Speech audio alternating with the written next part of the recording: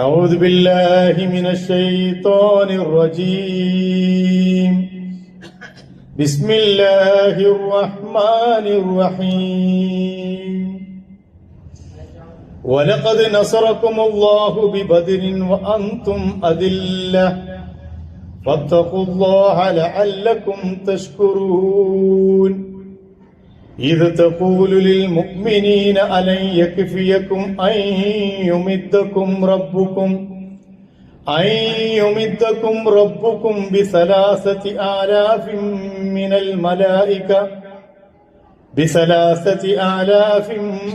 الملائكة منزلين صدق الله مولانا العظيم وصدق وبلغ رسوله النبي الكريم ونحن على ذلك من الشاهدين الشاكرين والحمد لله رب العالمين.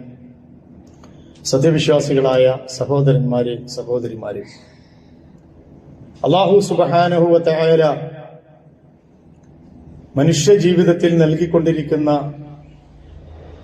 എല്ലാ പ്രയാസങ്ങളും ബുദ്ധിമുട്ടുകളും വിശ്വാസികളെ സംബന്ധിച്ചിടത്തോളം അവരുടെ ജീവിതത്തിൽ അല്ലാഹു നൽകുന്ന പരീക്ഷണങ്ങളുടെ ഭാഗമാണ്.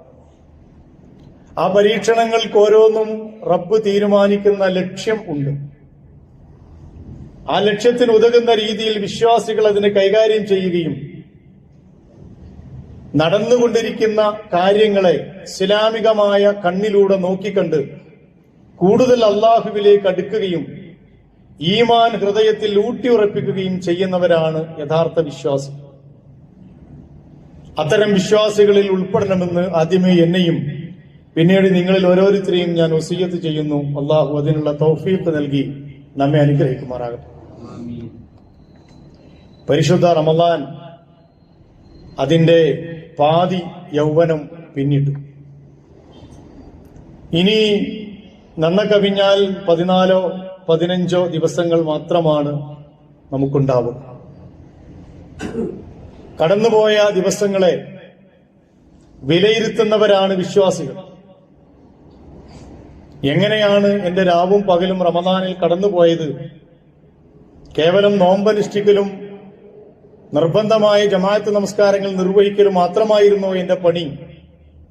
അതിനപ്പുറത്തേക്ക് അള്ളാഹുവിലേക്ക് അടുക്കാനുള്ള, സ്വർഗത്തിന്റെ നേരെ നടന്നെടുക്കാനുള്ള, ചെയ്തുപോയ പാപങ്ങള് പൊറത്തു കിട്ടാനുള്ള ഏതെങ്കിലും പ്രവർത്തനങ്ങള് ഞാൻ ചെയ്തിരുന്നോ?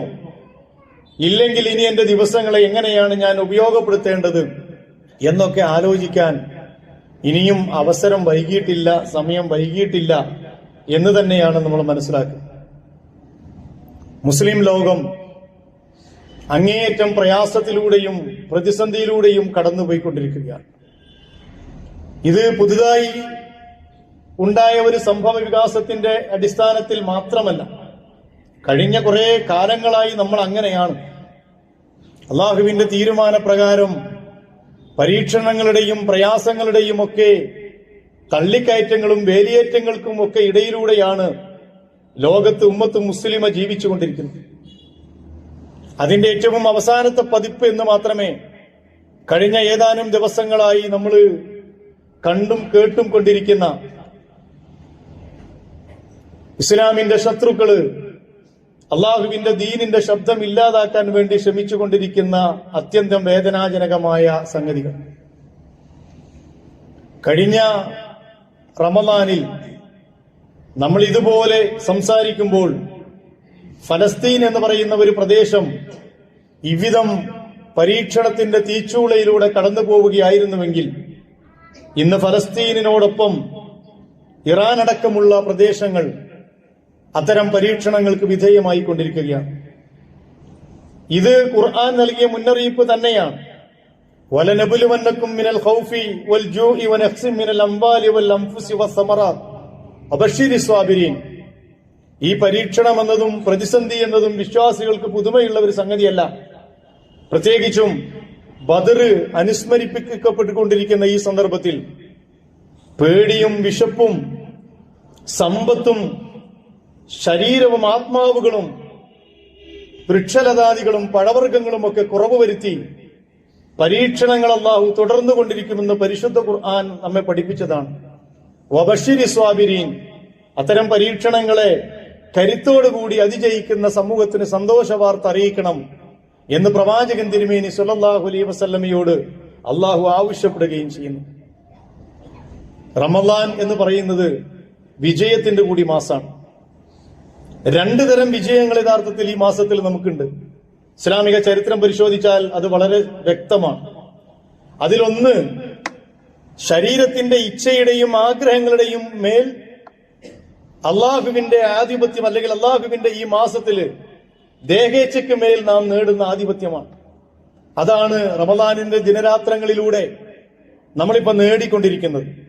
ജിഹാദുൽ അക്ബർ എന്ന് റസൂലുള്ളാഹി സ്വല്ലല്ലാഹു അലൈഹി വസല്ലം വിശേഷിപ്പിച്ച ഏറ്റവും വലിയ സമരം, സ്വന്തം ആത്മാവിനോടുള്ള സമരം, ദേഹേച്ഛയോടുള്ള സമരം, ആഗ്രഹങ്ങളോടുള്ള, ഇഷ്ടങ്ങളോടുള്ള, താല്പര്യങ്ങളോട് അള്ളാഹുവിന്റെ ദീൻ ഏറ്റുമുട്ടുമ്പോൾ ഞാൻ നടത്തുന്ന ജിഹാദ്, അതാണ് ജിഹാദുൽ അക്ബർ എന്ന് റസൂലുള്ളാഹി സ്വല്ലല്ലാഹു അലൈഹി വസല്ലം പഠിപ്പിച്ചു.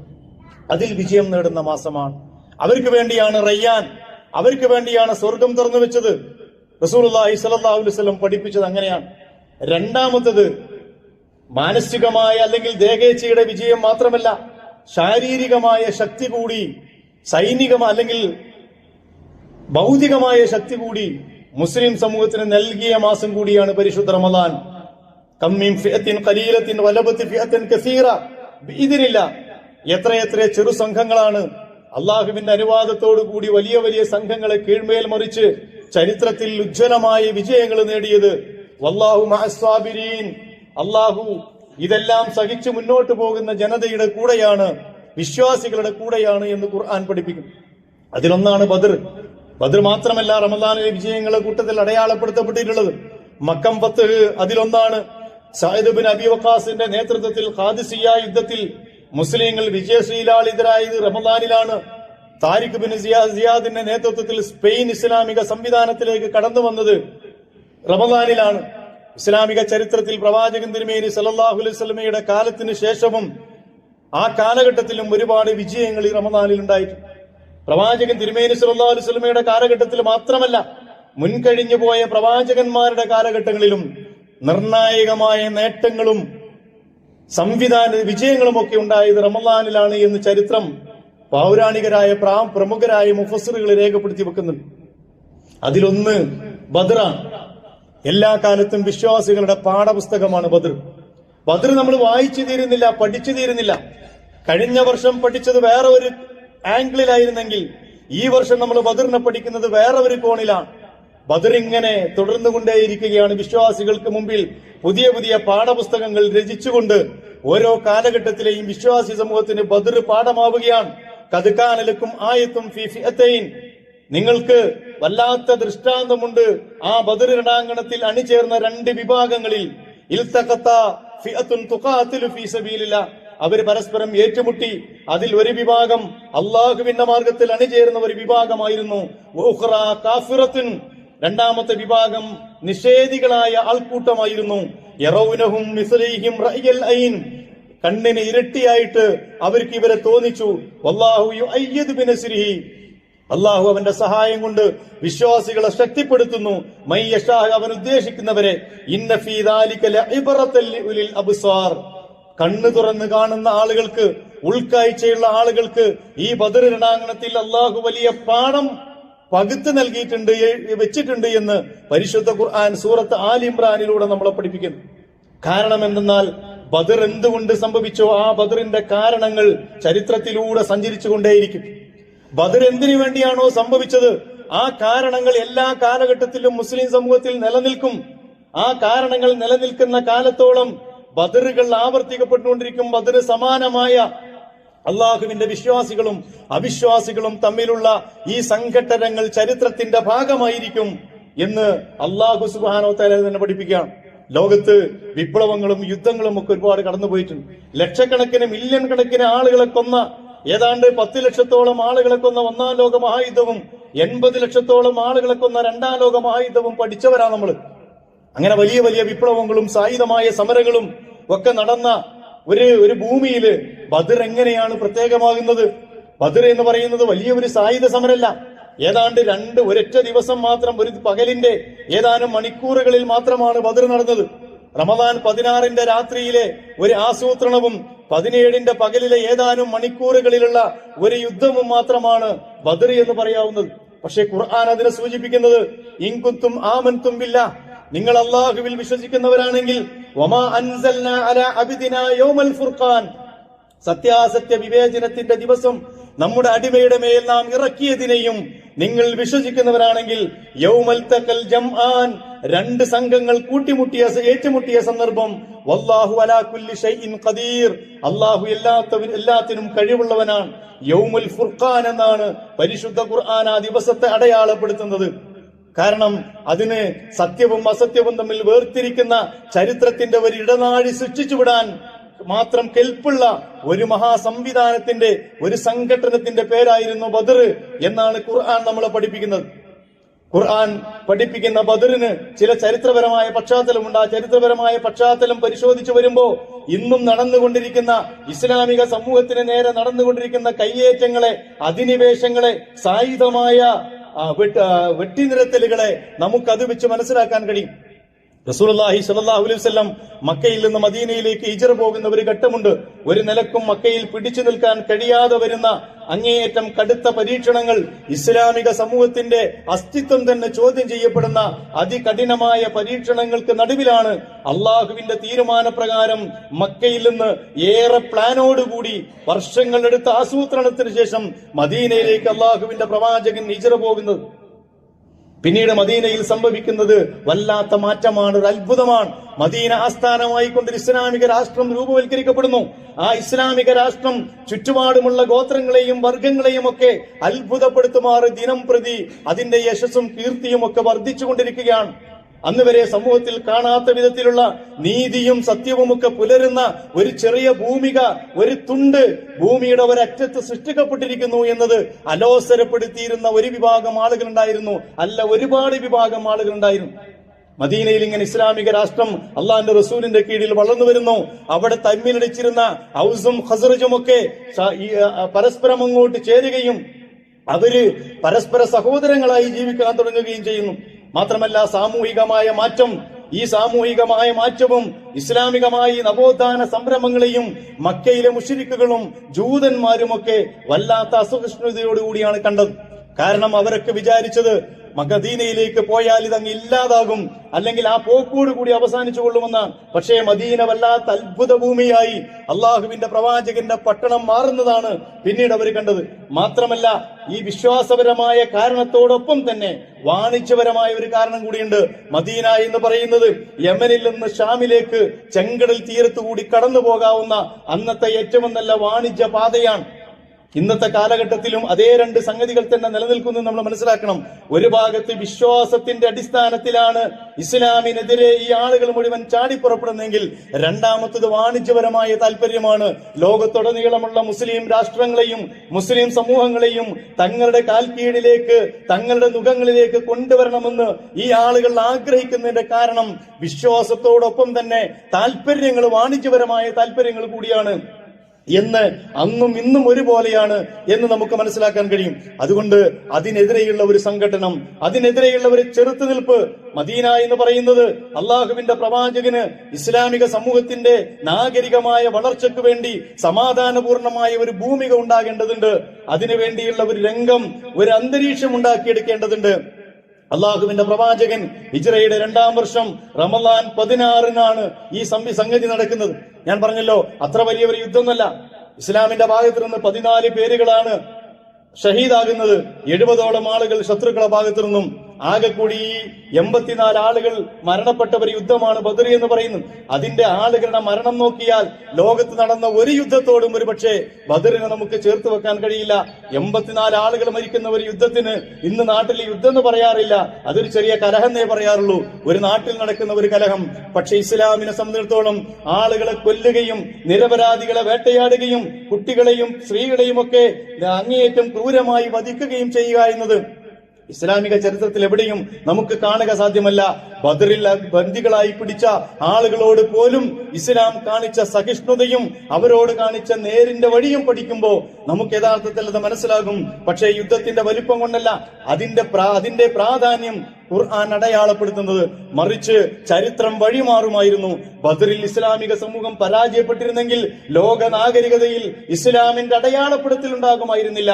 പിന്നീട് അവിടെ നിന്ന് അങ്ങോട്ട് ഖുലഫാഉർ റാഷിദുകളുടെ കാലഘട്ടത്തിലും ഉമവി കാലഘട്ടത്തിലും അബ്ബാസി കാലഘട്ടത്തിലും ഫാത്തിമി വംശത്തിലുമൊക്കെ നൂറ്റാണ്ടുകളോളം മുസ്ലിം ലോകത്ത് യൂറോപ്പിലും ആഫ്രിക്കയിലും ഏഷ്യയിലും മറ്റ് ഭൂഖണ്ഡങ്ങളിലും ഒക്കെ നിറഞ്ഞു നിൽക്കുമാറ് ഒരു നിയമസംഹിതയും ഒരു വ്യവസ്ഥയും സൃഷ്ടിക്കുമാറ് ഇസ്ലാമിക സമൂഹം പടർന്ന് പന്തലിക്കാൻ കാരണമായത് ബദറിന്റെ രണാങ്കണത്തിൽ അള്ളാഹുവിന്റെ ദീനിന്റെ വിജയമാണ് എന്നതുകൊണ്ടാണ്. യൗമുൽ ഫുർഖാൻ, സത്യവും അസത്യവും തമ്മിൽ വേർതിരിച്ചു നിർത്തിയ ഒരു ദിവസമെന്ന് ഖുർആൻ അതിനെ പറഞ്ഞു വെക്കുന്നത്. അതുകൊണ്ട് രണ്ട് വിഭാഗം ആളുകൾക്ക് എന്നും ഇസ്ലാമിൽ സ്ഥാനമുണ്ട്. ഒന്ന് ഹിജ്റയിൽ പങ്കെടുത്ത ആളുകൾ, അതുപോലെ തന്നെ ബദറിൽ പങ്കെടുത്ത ആളുകൾ. അള്ളാഹുവിന്റെ റസൂല് മരണം വരെ ഈ ആളുകളെ പ്രത്യേകമായി ബഹുമാനിച്ചിരുന്നു. പരിശുദ്ധ ഖുർആൻ ആദരിച്ചിട്ടുണ്ട്. റസൂലുള്ളാഹി സ്വല്ലല്ലാഹു അലൈഹി വസല്ലം മുഹാജിറുകളെ കുറിച്ച് പറഞ്ഞു, ഇന്നലിൽ മുഹാജിരീന മനാബിറ മിൻ ദഹബിൻ യജ്ലിസൂന അലൈഹാ യൗമൽ ഖിയാമ. സ്വർണത്തിന്റെ വലിയ സിംഹാസനങ്ങളുണ്ട് മുഹാജിറുകൾക്ക് യൗമുൽ ഖിയാമ, അന്ത്യദിനത്തില്. അത് ആ സിംഹാസനങ്ങളിൽ അവർ ഇരിക്കുന്നവരാണ്. എന്നിട്ട് റസൂൽ അതിന്റെ കാരണം പറഞ്ഞു, അത് ആമനൂ മിനൽ ഫസം, ദീൻ അങ്ങേയറ്റം വിറപ്പിക്കപ്പെട്ടിരുന്ന കാലഘട്ടത്തില് അള്ളാഹുവിന്റെ ദീനിന്റെ മാർഗത്തിൽ വിശ്വാസികളായി അണിചേർന്നവരാണ് മുഹാജിറുകൾ എന്ന് റസൂലുള്ളാഹി സ്വല്ലല്ലാഹു അലൈഹി വസല്ലം പറഞ്ഞു. ഞാൻ പറഞ്ഞല്ലോ, എല്ലാ കാലഘട്ടത്തിലും ബദർ നടന്നതും ഇന്നും നടന്നുകൊണ്ടിരിക്കുന്നതും ഒന്ന് മതപരമായ കാരണമാണ്. വിശ്വാസത്തെ പൊറുപ്പിക്കാൻ സാധ്യമല്ല. ഈ മതസംഹിതക്കെതിരെ, അള്ളാഹുവിന്റെ ദീനിനെതിരെ, ഈ റബ്ബിന്റെ ഈ സംവിധാനത്തിനെതിരെ കൊമ്പുകുലുക്കി വന്നവരാണ് കഴിഞ്ഞ വർഷവും ഈ വർഷവും ചരിത്രത്തിലുടനീളം പരിശോധിച്ചാൽ അള്ളാഹുവിന്റെ ഈ വിശ്വാസി സമൂഹത്തിനെതിരെ നിലകൊണ്ടിട്ടുള്ളത്. രണ്ടാമത്തത്, നേരത്തെ ഞാൻ പറഞ്ഞതുപോലെ വാണിജ്യപരമായ കച്ചവട താല്പര്യങ്ങളാണ്, ആയുധ താല്പര്യങ്ങളാണ്, എണ്ണയുടെ താല്പര്യങ്ങളാണ്. അതിലേറെ ആ പ്രദേശങ്ങളെ തങ്ങളുടെ കൽക്കീഴിലാക്കി തങ്ങളുടെ അധികാര പരിധിക്ക് കൊണ്ടുവന്ന് അവിടെ അള്ളാഹുവിന്റെ ഭൂമിയിൽ എന്തൊക്കെ ഉണ്ടോ അത് മുഴുവൻ തങ്ങൾക്ക് അവകാശപ്പെട്ടതാക്കി മാറ്റുന്ന, തങ്ങൾക്ക് അധീനപ്പെടുത്തപ്പെടുന്ന ഒരു സംവിധാനത്തിലേക്ക് കൊണ്ടുവരിക എന്നതാണ് ഈ യുദ്ധങ്ങൾ മുഴുവൻ ആകത്തുക പരിശോധിച്ചാൽ നമുക്ക് മനസ്സിലാക്കാൻ കഴിയാം. ഹിജ്റ 2 ബദർ നടക്കുന്നത്. നോമ്പ് ആദ്യമായി അവതരിപ്പിക്കപ്പെട്ട, നിർബന്ധമാക്കപ്പെട്ട വർഷത്തിലാണ്. സ്വാഭാവികമായിട്ടും വല്ലാത്ത ക്ഷീണം കാണും, വല്ലാത്ത പ്രയാസം കാണും. കാരണം ആദ്യമായി മുസ്ലിം സമൂഹത്തിന് നോമ്പ് നിർബന്ധമാക്കിയ വർഷമാണ്. പക്ഷെ അള്ളാഹുവിന്റെ പ്രവാചകനും അനുയായികളും ബദറിന്റെ രണാങ്കണത്തിൽ വന്ന് നിൽക്കണം എന്ന് അള്ളാഹ് തീരുമാനിച്ചതും അത്തരം ഘട്ടത്തിൽ തന്നെയാണ്. ബദറിന്റെ ചരിത്രം ഒരുപക്ഷെ ഈ സന്ദർഭത്തിൽ എനിക്ക് പറയാൻ സാധ്യമല്ല. വളരെ ചുരുക്കി പറഞ്ഞാൽ, ഞാൻ നേരത്തെ പറഞ്ഞ ചരിത്ര പശ്ചാത്തലത്തിൽ നിന്നുകൊണ്ട് ഇവിടെ ജീവിക്കാൻ ഇവിടെയും വിടാത്ത ഒരു ഘട്ടം വന്നപ്പോ മക്കയിലുള്ള ആളുകളെ അല്ലെങ്കിൽ ചുറ്റുപാടുമുള്ള ശത്രുക്കളെ ഒന്ന് ഭയപ്പെടുത്തി നിർത്തുക എന്നത്, അവരെ ഒന്ന് അടക്കി നിർത്തുക എന്നത് ഇസ്ലാമിക നവജാഗരണത്തിന്റെ ഭാഗമായിരുന്നു. മദീനക്ക് വളർന്നു വരാൻ വേറെ പോംവഴികൾ ഉണ്ടായിരുന്നില്ല. അതുകൊണ്ട് അബൂ സുഫിയാന്റെ നേതൃത്വത്തിൽ പോകുന്ന ഒരു യാത്രാ സംഘത്തെ പ്രവാചകൻ സല്ലല്ലാഹു അലൈഹി വസല്ലം, അബൂ സുഫിയാൻ സിറിയയിലേക്ക് കച്ചവടാവശ്യാർത്ഥം പോകുമ്പോൾ 150 ആളുകളെയും കൂട്ടി പ്രവാചകൻ തിരുമേനി സല്ലല്ലാഹു അലൈഹി വസല്ലം അവരെ തടയാൻ പോയി. പക്ഷെ അവരവിടെ എത്തിയപ്പോഴേക്ക് അവർ കടന്നു കളഞ്ഞിരുന്നു. പിന്നീട് തിരിച്ചു വരുമ്പോ ഏതാണ്ട് 10,000 ഒട്ടകങ്ങളും 50,000 സ്വർണ്ണ നാണയങ്ങളുമുള്ള വലിയ ഒരു കച്ചവട സംഘമാണ് തിരിച്ചു വരുന്നത്. അതിൽ മക്കക്കാരായ ഒട്ടുമുക്കാൽ ആളുകളുടെയും കച്ചവട സ്വത്തുക്കളുണ്ട്. അത് മാത്രമല്ല കേട്ടോ, ഈ സ്വത്തിന്റെ അടിസ്ഥാനം മക്കയിൽ നിന്ന് മദീനയിലേക്ക് ഹിജ്റ പോയ മുഹാജിറുകളുടെ അവരിട്ടേച്ചു പോകുന്ന ഭൂമിയും സ്വത്തുമായിരുന്നു എന്ന് ചരിത്രം അടയാളപ്പെടുത്തുന്നുണ്ട്. അവരുടെ ഭൂമിയെടുത്ത്, അവരിട്ടേച്ചു പോകുന്ന സ്വത്തെടുത്ത് അത് അബൂ സുഫിയാന്റെ നേതൃത്വത്തിൽ കച്ചവടം ചെയ്ത് ആ കച്ചവട മുതലുകൾ ഇസ്ലാമിനെതിരെ പ്രയോഗിക്കാൻ അവർ കച്ചകെട്ടി ഇറങ്ങുന്നതിനിടയിലാണ് ബദർ രണാങ്കണം സംഭവിക്കുന്നത് എന്നത് ചരിത്രത്തിലെ ഏറ്റവും പ്രധാനപ്പെട്ട ഒരു സംഗതിയാണ്. അതുകൊണ്ട് ആരുടെയെങ്കിലും മുതൽ കട്ടെടുത്തതോ അല്ലെങ്കിൽ പിടിച്ചുവെക്കാനോ അല്ല, തങ്ങളുടെ മുതലുകൾ തന്നെ തങ്ങളെ നിസ്സഹായരായി ആട്ടിപ്പായിച്ച ആ ഭൂമിയിൽ നിന്ന്, തങ്ങളുടെ വീടുകളിൽ നിന്ന്, തങ്ങളുടെ ഭൂമികളിൽ നിന്ന് കവർന്നെടുത്ത സമ്പത്ത് തങ്ങൾക്കെതിരെ തന്നെ ഉപയോഗിക്കാൻ അബൂ സുഫിയാനും സംഘവും അത് ഇരട്ടിയാക്കാൻ വേണ്ടി കൊണ്ടുപോകുന്ന കച്ചവട വസ്തുക്കൾ കൂടി ഇതിലുണ്ട്. അതുകൊണ്ട് അവരെ തടയണം. അത് സമ്പത്ത് പിടിച്ചെടുക്കാനല്ല. അങ്ങനെ ഒരു സമ്പത്ത് പിടിച്ചെടുക്കാൻ ഇസ്ലാം ഒട്ട് ആഗ്രഹിക്കുന്നില്ല. മറിച്ച് അവർക്ക് ബോധ്യപ്പെടണം, മദീന ഇളകിയാൽ തങ്ങളുടെ കച്ചവട താല്പര്യങ്ങൾക്കെതിരാണ് ചെങ്കടൽ വഴി തങ്ങൾക്ക് കടന്നു പോകാൻ കഴിയില്ല എന്നവർക്ക് ബോധ്യപ്പെടണം. അങ്ങനെ തിരിച്ചു വരുമ്പോ അബൂജഹലിനെ അബൂ സുഫിയാനെയും സംഘത്തെയും തടയാൻ തീരുമാനിച്ചു. പക്ഷെ അത് മണത്തറിഞ്ഞ അബൂ സുഫിയാൻ മക്കയിലേക്ക് പ്രതിനിധിയെ വിട്ടു. അവിടെ ഇതാ മുഹമ്മദും കൂട്ടരും സല്ലല്ലാഹു അലൈഹി വസല്ലം തങ്ങളെ ആക്രമിക്കാൻ വരുന്നുണ്ട് എന്ന് പറഞ്ഞ് അവിടെ പോയി വിവരമറിയിച്ചു. പക്ഷേ മറുഭാഗത്തുകൂടി ഇതൊന്നുമില്ലാതെ തന്നെ അബൂ സുഫിയാൻ വേറെ ഒരു വഴിയിലൂടെ കടന്നു പോവുകയും ചെയ്തു. പക്ഷേ കടന്നുപോയപ്പോഴേക്കും ഈ വിവരം അവിടെ കിട്ടി, മക്കയിൽ കിട്ടി. കച്ചവട സംഘം സ്വതന്ത്രമായി കടന്നു പോന്നിട്ടുണ്ട്, ഒരു പ്രശ്നമില്ല. പക്ഷേ അബൂജഹലിന്റെ നേതൃത്വത്തിൽ അപ്പോഴേക്കും മദീനയിലേക്ക് അള്ളാഹുവിന്റെ റസൂലിനെ നശിപ്പിക്കാനും പ്രവാചക സമൂഹത്തെ ഇല്ലാതാക്കാനുമുള്ള കോപ്പുകളുമായി യാത്ര തിരിക്കാനുള്ള ഒരുക്കത്തിലാണ്. അബൂ സുഫിയാൻ പറഞ്ഞു, ഇനി പോകേണ്ടതില്ല, അവിടെ യുദ്ധമൊന്നുമില്ല, ഞങ്ങൾ ആരും തടഞ്ഞിട്ടില്ല. പക്ഷേ അബൂജഹൽ പറഞ്ഞത്, ഞങ്ങൾക്ക് പിൻവാങ്ങാൻ കഴിയില്ല. നന്ന ചുരുങ്ങിയത് അവിടെ ചെന്ന് ഏതാനും ഒട്ടകങ്ങൾ അറുത്ത് കുറച്ച് മദ്യം കഴിച്ച് സ്ത്രീകളെ കൊണ്ടൊന്ന് ഡാൻസ് ചെയ്യിച്ചിട്ടെങ്കിലും ഞങ്ങൾ വിജയം പ്രഖ്യാപിച്ചിട്ടേ തിരിച്ചു വരൂ എന്ന് പറഞ്ഞുകൊണ്ട് പോയ ശത്രുസൈന്യമാണ് ബദറിന്റെ രണാങ്കണത്തിൽ അണിനിരന്നത്. അള്ളാഹുവിന്റെ ഭൂമിയിൽ അത് നടക്കണമെന്ന് അള്ളാഹ് തീരുമാനിച്ചതാണ്. അള്ളാഹു വാഗ്ദാനം ചെയ്ത സന്ദർഭത്തിൽ രണ്ടാലൊരു വിഭാഗത്തെ, ഒന്നുകിൽ ഈ കച്ചവട സംഘം അല്ലെങ്കിൽ യുദ്ധത്തിന് വേണ്ടി വരുന്ന വിഭാഗം, അതിലൊന്നിനെ നിങ്ങൾക്ക് അള്ളാഹു വിധേയമാക്കി തരും എന്ന് അള്ളാഹു വാഗ്ദത്തം ചെയ്ത സന്ദർഭം.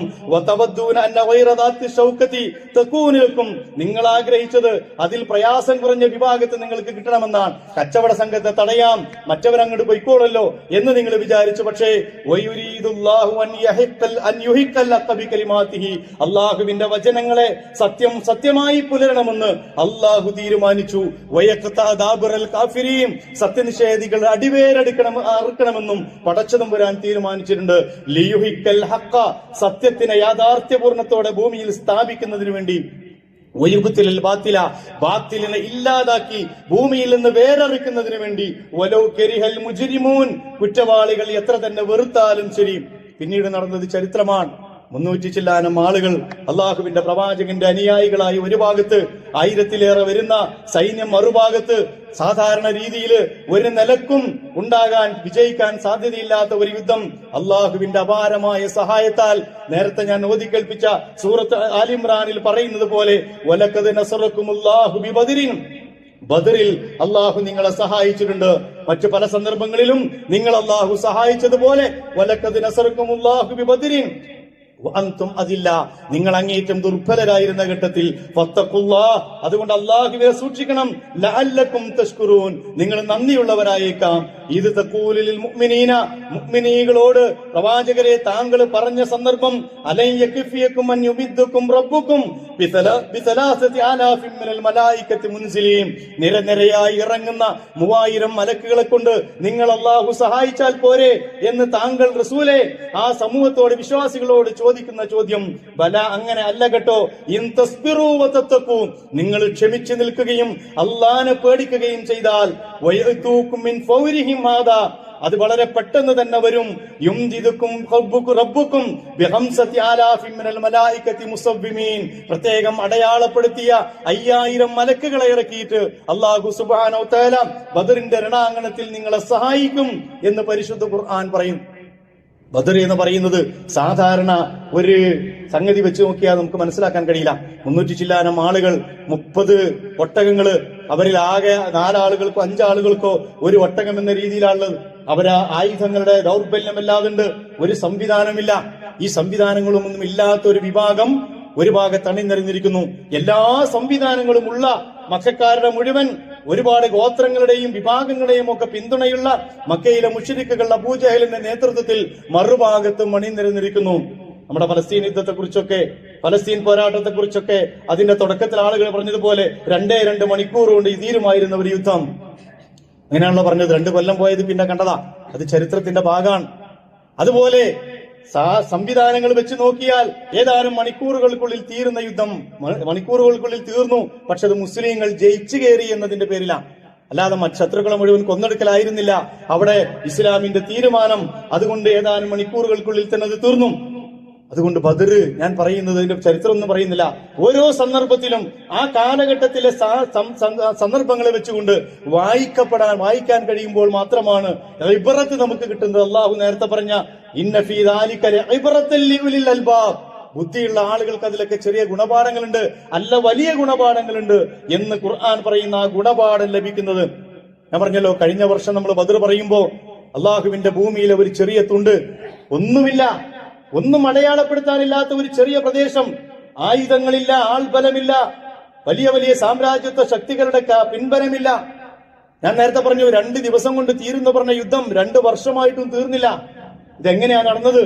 ആകാശത്തേക്ക് കൈകളുയർത്തിയ ഒരു വിഭാഗം അള്ളാഹുവിന്റെ ഭൂമിയിൽ കാലുറപ്പിക്കുകയും കണ്ണുകൾ ആകാശത്തിലേക്ക് പായിക്കുകയും ഇൻ തസ്ബിറൂ വതത്തഖൂ, നിങ്ങൾ ക്ഷമിച്ചു നിൽക്കുകയും തഖ്വാബോധത്തോടു കൂടി അള്ളാഹുവിന്റെ ഭൂമിയിൽ ഉറച്ചു നിൽക്കുകയും ചെയ്താൽ അള്ളാഹു നിങ്ങളെ സഹായിക്കും എന്നത് നേർക്ക് നേരെ കണ്ടുകൊണ്ടിരിക്കുന്ന മുസ്ലിം ഉമ്മ അത് വലിയ പാഠം നമുക്ക് നൽകുന്നുണ്ട്. ഇതൊക്കെ കണ്ടിട്ട് ഒരു കുലുക്കില്ലാത്തവരായിട്ടാണ് നമ്മൾ ജീവിക്കുന്നത്. നമുക്ക് ബദർ എന്ന് പറഞ്ഞാൽ പാടിപ്പുകയ്ത്താനും ആടിത്തിമർക്കാനും മൃഷ്ടാന്ന ഭോജനത്തിനൊക്കെ ഉള്ള സന്ദർഭമായിട്ടാണ് പലപ്പോഴും നമുക്ക് ബദർ നിന്നും മനസ്സിലായിട്ടുള്ളത്. അതിനപ്പുറത്തേക്കുള്ള ഒരു ബദറും നമുക്ക് തിരിഞ്ഞിട്ടില്ല. അല്ലാത്തൊരു ദുരന്താണ് നമ്മൾ മനസ്സിലാക്കേണ്ടതുണ്ട്. ലോകത്തിന്റെ നാനാഭാഗങ്ങളിൽ ബദറുകൾ ആവർത്തിക്കപ്പെടുമ്പോഴും നമ്മൾ ചെമ്പുകലത്തിലെ ബദറിലാണ് ഇപ്പോഴും ജീവിച്ചുകൊണ്ടിരിക്കുന്നത് എന്ന് മനസ്സിലാക്കണം. എന്റെ പ്രിയപ്പെട്ട സഹോദരന്മാരെ, ഇതാ ഈ വർഷം അതേ ബദർ റമദാനിൽ അനുസ്മരിക്കപ്പെടുമ്പോ ലോകത്തിന്റെ മറുഭാഗത്ത് അതേ കാരണങ്ങൾ കൊണ്ട് തന്നെ ഒരു വലിയ വിഭാഗം ആക്രമിക്കപ്പെട്ടുകൊണ്ടിരിക്കുകയാണ്. അവരിൽ അനാഥരായ ചെറിയ ചെറിയ പെൺകുട്ടികളെ കൊന്നൊടുക്കുന്നു. 160ഓളം ചെറിയ കബറുകൾ. ആ കബറുകൾ കണ്ട ഒരാളുടെ കണ്ണിൽ നിന്നും കണ്ണുനീര് വീഴാതെ അവർക്ക് മുന്നോട്ട് പോകാൻ കഴിയാത്തവണ്ണം നിസ്സഹായരായ മനുഷ്യരെ കൊന്നൊടുക്കുന്ന വലിയ മാരകമായ ആയുധങ്ങൾ പ്രയോഗിച്ചുകൊണ്ടിരിക്കുന്നു.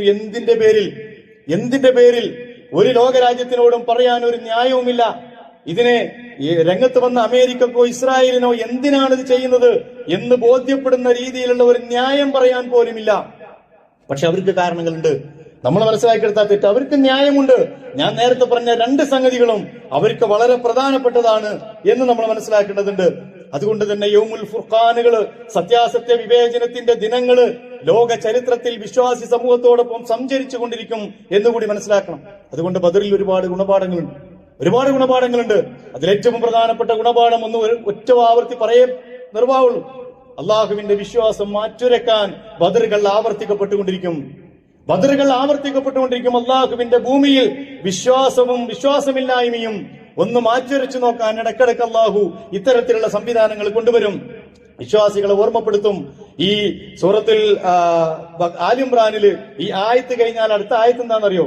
ബദറിന്റെ ആയത്ത് കഴിഞ്ഞാൽ സുയ്യന ലിന്നാസി ഹുബ്ബു ശഹവാതി മിനൻ നിസാഇ വൽ ബനീന വൽ ഖനാതീരിൽ മുഖന്തറതി മിനൽ ദഹബ വൽ ഫിദ്ദ, വെള്ളിയുടെയും സ്വർണത്തിന്റെയും ഒക്കെ കൂമ്പാരം, കച്ചവട വസ്തുക്കള്, പെണ്ണുങ്ങളോടുള്ള ആർത്തി, ജീവിതത്തോടുള്ള ആർത്തി, ഇതൊക്കെയുള്ള മനുഷ്യരെ കുറിച്ചുള്ള ചർച്ചയാണ്.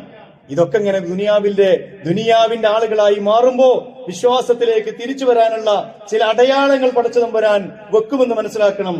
രണ്ടാമത്തത്, വിശ്വാസികളെ സഹായിക്കുക എന്നത് അള്ളാഹുവിന്റെ തീരുമാനമാണ്. ഹക്കുൻ അലൈനാ നസ്റുൽ മുഅ്മിനീൻ, വിശ്വാസികളെ സഹായിക്കൽ അള്ളാന്റെ ബാധ്യതയാണ്. ബദറിൽ അതുണ്ടായി, മറ്റ് പല സന്ദർഭത്തിലുണ്ടായിട്ടുണ്ട്, പ്രവാചകന്മാർക്കുണ്ടായിട്ടുണ്ട്, ഉമ്മത്തും മുസ്ലിമുക്ക് ഉണ്ടായിട്ടുണ്ട്, ഫലസ്തീനിനുണ്ടായിട്ടുണ്ട്, ഇനിയും അതുണ്ടാകും. പക്ഷേ ആ സഹായത്തിന് അർഹരാകുന്ന രീതിയിൽ അള്ളാഹു സുബ്ഹാനഹു വതആലയുടെ ഭൂമിയിൽ നമുക്ക് ജീവിക്കാൻ കഴിയണം. നമ്മൾ എല്ലാ കാലത്തും പതിതരാണ്, ദുർബലരാണ്, ഞങ്ങൾ അങ്ങനെയാണ് ഇങ്ങനെയാണ് എന്ന് പറഞ്ഞ് ജീവിക്കേണ്ടവരല്ല. ബദറിൽ സംഭവിച്ചതൊക്കെ സംഭവിക്കാം, പക്ഷേ വിശ്വാസത്തിന്റെ കരുത്തിൽ അള്ളാഹുവിന്റെ മുമ്പിൽ വന്നു നിൽക്കണം. 313ഓളം ആളുകൾ, അവരെ കയ്യിലുള്ള 30ഓളം ഒട്ടകങ്ങൾ, പൊട്ടിപ്പൊളിഞ്ഞ വാളുകൾ, വിശ്വാസത്തിന്റെ ദൃഢബലത്തിൽ ബദറിന്റെ രണാങ്കണത്തിൽ അവരെ എത്തിക്കുക എന്നത് പ്രവാചകൻ തിരുമേനിയുടെ ദൗത്യമാണ്. അവിടെ വന്ന് നിൽക്കുക എന്നത് വിശ്വാസികളുടെ ദൗത്യമാണ്. അവിടെ നിന്ന് അങ്ങോട്ട് അള്ളാന്റെ ദൗത്യമാണ്. ഫലം തഖ്തുലൂഹും വലാകിൻ അല്ലാഹ ഖതലഹും, നിങ്ങളല്ല യുദ്ധം ചെയ്തത്, അള്ളാഹുവാണ് യുദ്ധം ചെയ്തത്. വമാ റമൈത ഇദ് റമൈത വലാകിൻ അല്ലാഹ റമ, നിങ്ങളല്ല കേട്ടോ അമ്പെറിഞ്ഞത്, അള്ളാഹുവാണ് അമ്പെറിഞ്ഞത്. വലിയുബിലിയൽ മുഅ്മിനീന മിന്നു ബലാഅൻ ഹസന, വിശ്വാസികൾക്ക് നല്ല പരീക്ഷണങ്ങൾ നൽകുന്നതിന് വേണ്ടി ഇന്നല്ലാഹ സമീഉൻ അലീം. വിശ്വാസി സമൂഹം ആ ഒരു അവസ്ഥയിലേക്ക് എത്തണം, അള്ളാന്റെ ആളുകളായി മാറണം. പടച്ച തമ്പുരാന്റെ മുമ്പിൽ നമ്മുടെ എല്ലാ സംഗതികളെയും കൊണ്ടുവന്ന് വെച്ച് റബ്ബിനോട് സഹായം ചോദിക്കാൻ കഴിയണം. അപ്പൊ റബ്ബിന്റെ സഹായം എല്ലാ കാലഘട്ടങ്ങളിലും ഉണ്ടായിട്ടുണ്ട്. ഇങ്ങനെ ഒരുപാട് ഗുണങ്ങള് നൽകുന്ന ഒരു സംഭവം കൂടിയാണ് ബദർ. അതിനെ കൂടുതൽ പഠിക്കുകയും അതിനെ പകർത്തുകയും ജീവിതത്തിൽ അതിന്റെ ഗുണപാഠങ്ങൾ പഠിക്കുകയും ചെയ്യണം. അല്ലാഹു സുബ്ഹാനഹു വ തആല അത്തരത്തിലുള്ള സത്യവിശ്വാസികളിൽ എന്നെയും നിങ്ങളെയും ഉൾപ്പെടുത്തി അനുഗ്രഹിക്കുമാറാകട്ടെ.